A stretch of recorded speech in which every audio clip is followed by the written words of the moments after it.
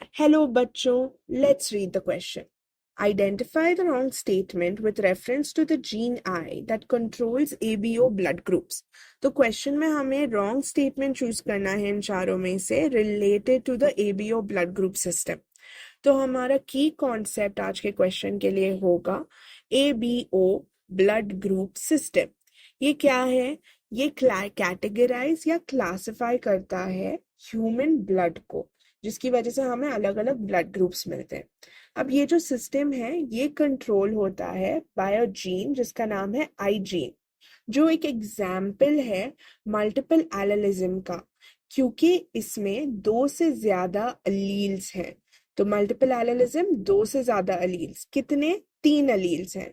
ये alleles responsible हैं to produce a type of antigen. कहाँ पर? सरफेस पर, आरबीसीज, रेड ब्लड सेल्स के सरफेस पर. सबसे पहला अलील है आई ए, जो कि प्रोड्यूस करता है ए टाइप ऑफ शुगर. ठीक है, यानी कि एंटीजन ए. फिर आता है आई बी, जो कि प्रोड्यूस करता है बी टाइप ऑफ शुगर, जिसको एंटीजन बी भी कहा जाता है. एंड नेक्स्ट इज आई, जो कि नो शुगर या नो एंटीजन प्रोड्यूस करता है, कोई शुगर या एंटीजन नहीं. जो आई ए और आई बी एलील्स हैं ये डोमिनेंट रहते हैं, यानी कि इनके ट्रेट डोमिनेंस रहेंगे, और जो आई है वो रिसेसिव रहेगा.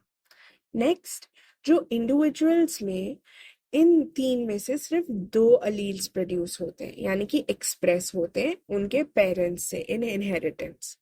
तो इसकी वजह से देयर आर 4 ब्लड ग्रुप्स जो कि ह्यूमंस में आइडेंटिफाई होते हैं. जब आई ए और आई ए या डोमिनेंट आई और रिसेसिव आई आएगा तो हमारे पास होगा ब्लड ग्रुप ए, जहां पर एंटीजन ए एक्सप्रेस होता है.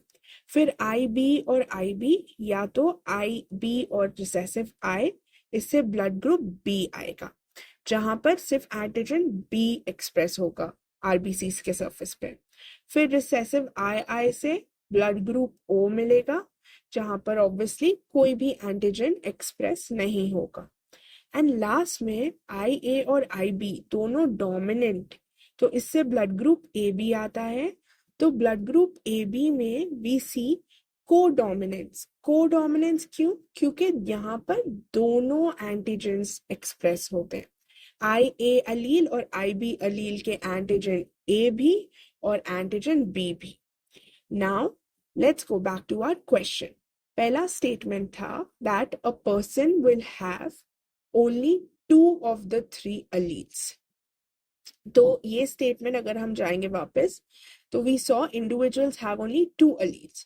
तो स्टेटमेंट ए करेक्ट रहेगा, तो करेक्ट में हम ए डालेंगे. Now we will look at statement C. Allele I does not produce any sugar. तो ये हमने देखा I नो एंटीजन यानी कि नो शुगर, तो सी भी करेक्ट में आएगा. फिर आते हैं statement D. Gene I has 3 alleles. Gene I हमने देखा उसके 3 अलील होते हैं, तो ये भी करेक्ट में आएगा. सो ए सी डी करेक्ट है.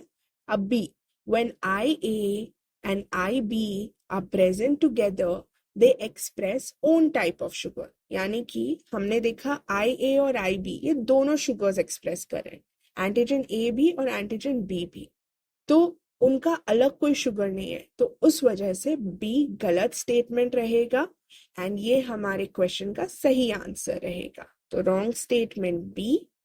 Hope you all understood this well. Best of luck.